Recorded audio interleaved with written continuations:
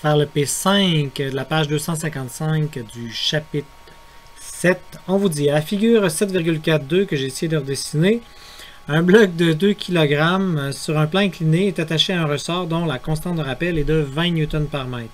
Le coefficient de frottement cinétique, c'est 1 divisé par 6, 1 sixième. Donc, on a un bloc qui part du repos et le ressort a un allongement nul. On vous dit le bloc ayant glissé de 40 cm, à ce moment-là, quel a été le travail qui a été fait par le ressort, le travail qui a été fait par le frottement, le travail qui est fait par la gravité, ainsi que le module de la vitesse à cet endroit-là. Une question supplémentaire, on dit quel est l'allongement maximal du ressort. Ça veut dire l'allongement maximal, ça veut dire jusqu'où il va se rendre avant de s'arrêter. Donc, on va commencer par faire la première section, c'est-à-dire faire le travail de chacun, trouver la vitesse finale, et par la suite, on pourra faire la deuxième partie. Donc, premièrement, pour le 40 cm, faisons le travail fait par le ressort qu'on nous demande en premier. Donc, pour ce qui est du travail fait par le ressort, on sait que c'est moins une demi-K, position finale carré, moins position initiale carré. Donc, la position initiale étant un allongement nul, ça va être de 0. Donc, il va me rester seulement une demi, moins une demi, excusez, K, donc qui est 20, multiplié par la position finale. Donc, la même chose que ce qu'on avait tantôt, 0.4 au carré, on va faire 0.16 fois, bon, ça va donner moins 1.6 Newton, bref, joule, Newton fois mètre. Ceci étant fait, on veut le travail qui est fait par le frottement. On sait encore là que c'est moins. Bon, le frottement est dans cette direction-là, mu c fois la normale. L'objet se déplace dans cette direction-là. Donc c'est encore un cos de 180 où on met le moins déjà devant. Donc ça va être moins mu cn, la force fois le déplacement qui est de 0.4, donc delta x, ou appelez ça comme vous voulez. Donc ici on va avoir moins. On a 1 divisé par 6, donc c'est 1,6 périodique, là, donc 16 avec périodique, fois la normale. Ok, donc là la normale, il va falloir la trouver, c'est encore là, il faut faire attention. Donc allons chercher la normale par après, et on a 0,4 ici en mètres. Donc pour ce qui est de la normale, encore là, c'est pas 19,6, c'est possible. Comment je fais pour trouver la normale? Mais la normale, on se fait un diagramme, mais on fait la somme des forces en Y.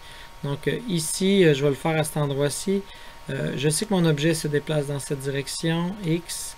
Je sais que mon Y est là. Je sais que la somme des forces en Y va être égale à 0. Mais qu'est-ce que j'ai? J'ai seulement la force de la gravité en Y, puis j'ai ma normale en Y. Je peux décider de mettre le frottement, je peux décider de mettre la force du ressort, mais je ne sais pas si vous voyez, il y a simplement... Ah, fait qu'on se rappelle... Ici, ça va être mg cos θ qui est égal à la normale en fin de compte, si on le projette de cette façon-là. Donc ici, on peut aller mettre carrément 19,6 fois le cosinus de 53 degrés. Donc, on peut y aller plus rapidement. Ce qui va me donner fois 19,6, 2 fois 9,8, fois 53 au cosinus, fois 0.4, donc j'arrive à moins 0,786 joules. Maintenant, quel est le travail fait par la gravité? Donc encore là, le travail fait par la gravité, on peut le faire de deux façons dans notre tête. On peut prendre la force qui est parallèle au déplacement, hein, qui est ici, fois le déplacement. Donc on voit que c'est la force efficace. Donc je pourrais y aller comme ça, je crois que c'est mg sin θ. Fois en fin de compte mon delta x, ou si vous aimez mieux 19,6 sin de 53 fois mon 0,4. Donc je vais le faire tout de suite, puis après je vais parler d'autres choses. J'arrive à 6,26. Mais on sait aussi qu'on avait vu c'était moins mg delta y. Donc, pourquoi ici je l'ai fait comme ça, puis comment je le ferais si c'était ça? Mais delta y, ce que je sais, c'est que l'objet descend de 0,4 comme ça. Donc, en vrai, en y, il descend de ça. Puisque l'angle est de 53 ici, je vois que cette hauteur-là représente 0,4 sin de 53. Et je sais qu'il est en train de descendre ici, hein, selon un axe des y. N'oubliez pas, dans cette formule-là, le y est orienté vers le haut. Donc, ça veut dire ça va faire moins moins. Vous voyez, le moins moins avec le moins moins ici, ça va devenir plus. Et MG, et vous voyez le signe de 53. Bref, ça va revenir à la même façon. Hein. Donc, deux choses différentes qui arrivent à la même réponse. Hein. On ne peut pas réinventer la physique. Bon, maintenant, on vous dit quelle est il n'y a pas d'autre force. Donc, quel est le travail, excusez, la vitesse finale après ça. On va faire la somme des travaux. C'est la variation d'énergie cinétique. Donc, le travail fait par mon ressort, plus le travail fait par mon frottement, plus le travail qui est fait par ma gravité, ça va être la variation d'énergie cinétique, c'est-à-dire finale moins initiale, initiale encore 0. Donc, on peut mettre nos chiffres. On va avoir, pour ce qui est du ressort, moins 1,6, moins 0,786 plus 6,26 est égal à 1/2. La masse du bloc, c'est 2 fois la vitesse au carré. Bon, ça ici, ça s'élimine. Ce qui va me donner rapidement V est égal à la racine de 626 moins 1,6 moins 0,786. Racine carrée. J'arrive... Ah ben, avant... J'avais 3,88 à peu près. 3,875. La racine carrée donne 1,97. Bon, 96,8 là, mais bon, 97 disons, là, avec les trois chiffres significatifs, mètres par seconde. Donc, excusez, j'ai mal écrit là, 97. Bon, maintenant, ce que j'aimerais faire, c'est de déterminer l'allongement maximal du ressort, donc jusqu'à quelle distance il va se rendre. Fait que là, je vais tout effacer ce que j'ai fait. Et je vais recommencer un nouveau numéro, tout en gardant en tête quelques petites affaires. Hein, parce que, bon, le numéro, on l'a bien compris. Fait que là, ce que je veux savoir, c'est son allongement maximal. Donc, l'endroit où est-ce que sa vitesse ici va redevenir égale à 0. Ça veut dire que la somme des travaux, qui est égale à la variation d'énergie cinétique, ben, si je sais que final moins initial, il part au repos, final, il redevient au repos, ben, c'est égal à 0. Donc, je veux que la somme de tous mes travaux, le travail fait par le ressort, la gravité, et tout ça donne 0. Donc, en bout de ligne, on va faire de la place un peu.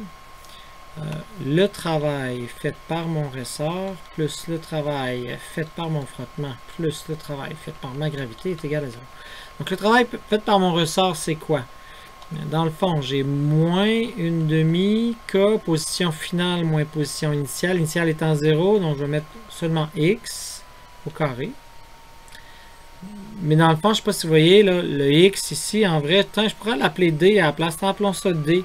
Pour pas qu'on se trompe avec des X. Fait que je vais appeler ça D. OK? Donc, c'est la distance D carré en fin de compte. Pour ce qui est du ressort, ben, le ressort va faire quoi? Il va faire moins. Je sais que c'est mu CN fois, en fin de compte, maintenant une distance de D. Donc, ça va être mu C. Je sais que N, on avait fait mg cos θ tout à l'heure, fois la distance D. OK? Et le travail fait par la gravité, je m'étais rendu compte que c'était mg cos θ qui était cette partie-là, mais il va faire la distance de D. Positif pour lui, mg sin θ, je sais pas si j'ai dit cos ou sin, mais fois D est égal à 0. C'est là où est-ce que je me rends compte que je suis capable de faire différentes choses. Je suis capable de diviser par D partout. Ici, il l'a partout. C'est comme si je faisais une mise en évidence, puis je faisais 0 divisé par D en le mettant de l'autre bord du égal. Donc, je vais éliminer mon D ici. Et c'est ça que je cherche à isoler ici. Donc, si je cherche à isoler mon D, ben, je vais mettre toutes ces choses-là de l'autre bord du égal. Et après, je vais l'isoler. Donc là, gardons ça un peu comme ça. Je vais regarder moins 1/2 KD est égal à, si ça va de l'autre bord, ben, je me rends compte que le moins devient plus et le plus devient moins. Vous voyez, MG et MG, je vais le mettre tout de suite en évidence. MG, donc il va me rester mu C cos θ moins sin θ. Et là, je vais isoler, donc peut-être que ce que je préfère, c'est mettre mon 2 de l'autre côté, en haut, et mettre mon K de l'autre côté en division. Et pour ce qui est de mon moins, ben, je vais inverser mes deux termes ici, en le mettant plus. OK, donc si je réécris, D est égal à 2 mg sur k. Je vais inverser, donc sin θ moins mu c cos θ. Donc il ne vous reste plus qu'à pitonner pour vérifier le tout.